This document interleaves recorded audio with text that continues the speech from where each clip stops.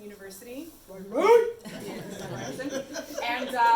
then I went on to U of T to do my master's in health sciences. So I'm coming with a background and experience in nutrition. So I was asked to come here today to talk to you guys about a couple things.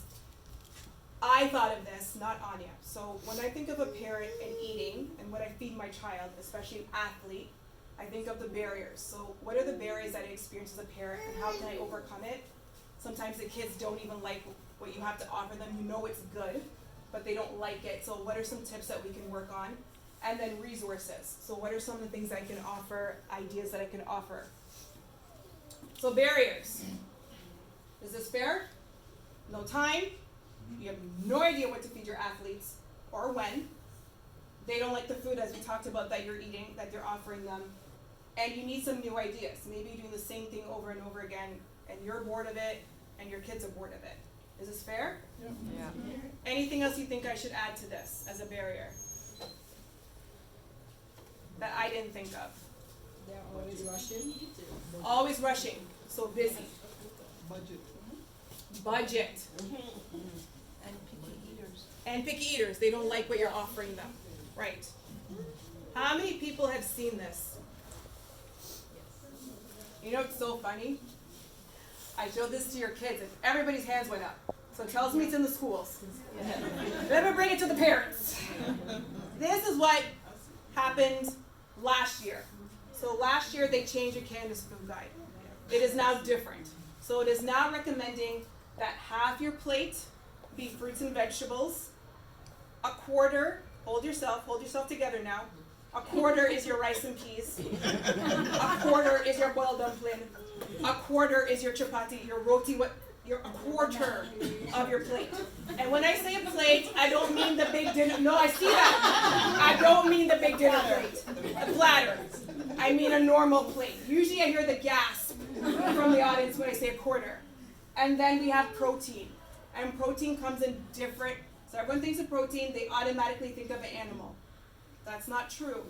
So we have beans and lentils, things that are different. It doesn't have to be a dead carcass of a quarter of that plate. Fair? So this is what I've told your children. I said, this is what your plate should be looking like on a regular basis. I talked to them about the power of fruits and vegetables in healing their bodies, in recovery, and in their performance. One of the things that I told them was a secret weapon. So you might be getting asked for beet juice. I'm just warning you from now. So one of the latest research is that is happening right now. It is very big, especially in the U.S. You know, the U.S. is very into their athletics. And some in the other parts of the world, they're actually looking at the properties of beets and their performance. So what beets do is when you drink it or eat it, better to drink it for your athletes, is it actually causes their blood vessels to dilate and more oxygen to get into their bloodstream. So I told them having it an hour before a competition or practice can help. So this is similar to what we just looked at. So this is what, I'm going to show you a series of 3 plates. These plates were developed by the USDA. So these are people who work with Olympic athletes in the US. So this is what the US Olympics team is showing their athletes. This is what you're seeing now. Easy training or weight management. So this is what your athletes should be eating on a regular basis. Or if they have a training like this, they're coming for practice, not a big deal. This is how their plates kind of should be throughout the day, especially for lunch and dinner. Okay? Children. So sometimes I work with athletes, like I can think of my soccer athletes. So some of their parents have them get up in the morning and they go for a run, and then they have soccer practice that night. These are the plate formations that I recommend. What is the difference between this and the previous plate? Can anybody spot the difference? More carbs. So carbs, lunch, necessary. Your kids should be eating like this. So let's say you have a track meet on Saturday. Today is Thursday. Sunday we have one. Sunday. Okay, see? Okay, so today's Thursday. So Thursday, Friday, so from tomorrow, your kids are eating like this. This is called carb loading. So what your body does, your body's amazing. So all the excess carbohydrates that they're starting to take in, your body will store. And that is what your kids will use, and your kids will burn it during your track meet on Sunday. So this is what you're giving them at the most 2 days before you know you have that big competition. This is not necessary for when you just have a regular practice. Does this make sense to everybody? Yes. Is this simple? Understood? Are we gonna get those charts? I can think again of carbohydrates, protein, and healthy fats. So again, when we talk about carbohydrates, it also includes your greens. So it can include things like kale, callaloo, milk, whole grains, things like protein. Important for your kids. I talk to your kids about the importance of protein and retaining their muscles. So if your kids are building their muscles and they don't have the food to support that building block, your kids' muscles will not grow the way they should. So you want to give them, make sure they're getting sources of protein. And then last, healthy fats. I talk to your kids about the difference between good fats and healthy fats. Sorry, unhealthy fats and healthy fats. So an unhealthy fat would be an example such as bacon. What else? What do we order through the drive-thru? French fries, hamburgers. So they're allowed to have it because they're kids, but the majority of their fat source should not be coming from that.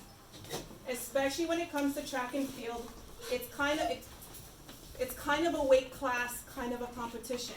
Not in the sense that they have to have weight for to qualify, but if your kids are gaining weight, it slows them down on the field. So we want to have healthy fats. So avocados, seeds, and nuts. Really the key is variety. You can't go wrong with a rainbow color of different things. So again, I talk to your kids about that too.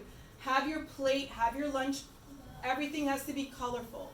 The more color, the more antioxidants. The more antioxidants, the less tired your children are, the better recovery, and the less they get sick.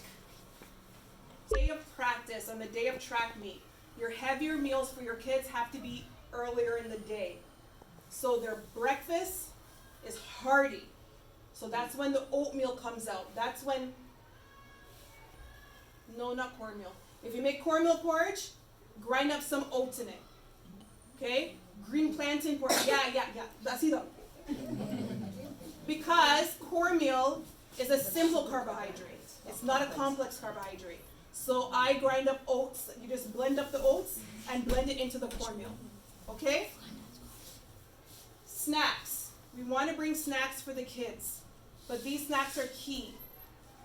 They're not things that are like nuts and seeds. That will actually hurt their tummies.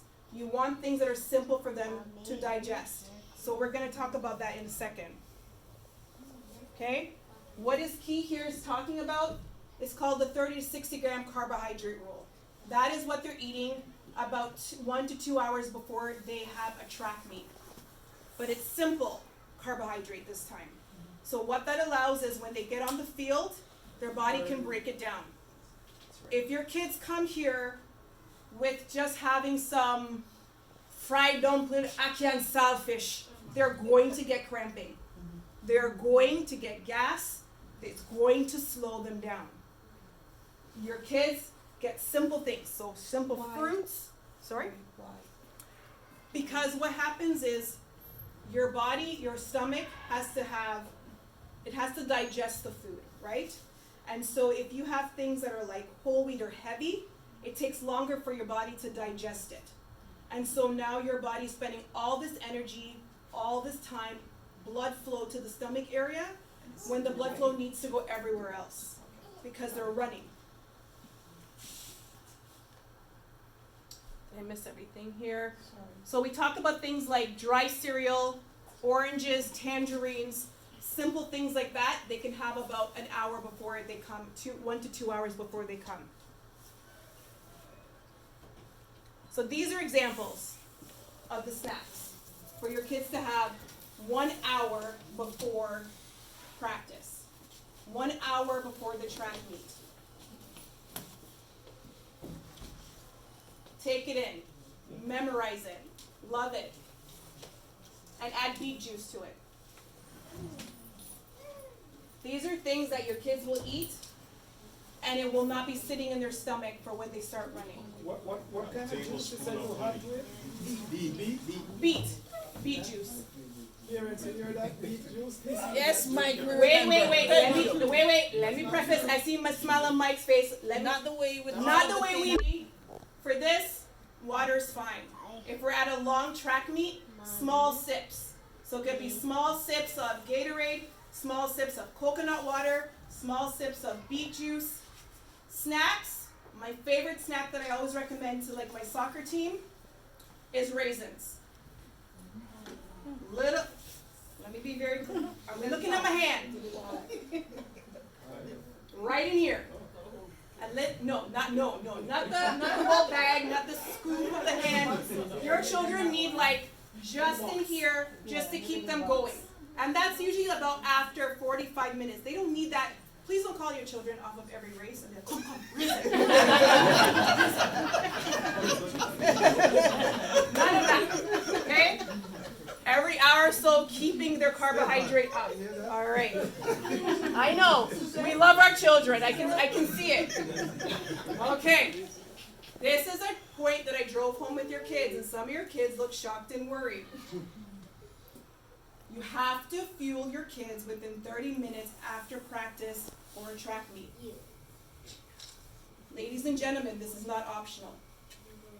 Their bodies are breaking down. They are growing. You have kid athletes. So not only do they have to perform, but they also still have to have enough to grow to their full potential. So within 30 minutes, you're giving your kids a source of something like as simple as vegetables and a dip. Simple as some kids drink chocolate milk. Right. You have a carbohydrate source and a protein source. It could be apple slices with peanut butter. It could be crackers with peanut butter. They have to have something with a shake, a nice vegan shake. They have to have something within 30 minutes of leaving this space. So you have it ready for them, right? This is how you're going to support them. You have it ready for them in your handbag, in the car, doesn't matter where, but they are munching. If your kids are waiting for longer than 30 minutes, they are now tapping in to the muscles in their body. They're using their muscles as a fuel. Your body's efficient. It will break down whatever it needs to break down. It breaks down hair, nails, skin, muscles to get the energy that it needs. Fair? Okay. Resources. Pinterest is one of my favorite apps to recommend to my clients. Because this is the time that you're going to get ideas. I challenge you, I'm going to be brave and say weekly, but I'll take it twice a month. I want you to pick up a new fruit or a new vegetable that you've never had before. And I want you to go on Pinterest or this new app called Tasty, type it in, and look at a new recipe. Involve your children in grocery shopping. If they don't come with you, involve them in making a grocery list. If they don't do that, involve them in making the meal or the snack. If your kids are involved with the choice, you have more buy-in. I guarantee you, if your kids, you're like, you know what, tell me what you want for a snack. And you sit down with them, when they come up with, oh, I don't like, you chose it, now you gotta try it. Instant Pot is my best friend. We met a few years ago, and the relationship has been amazing. I steam, I pressure cook. Love it. Time saver for me. Get used to the produce aisle. Produce aisle is your best friend for your children. Spend most of your time there. If you look at your grocery cart and your grocery cart has mostly boxes, start to change that.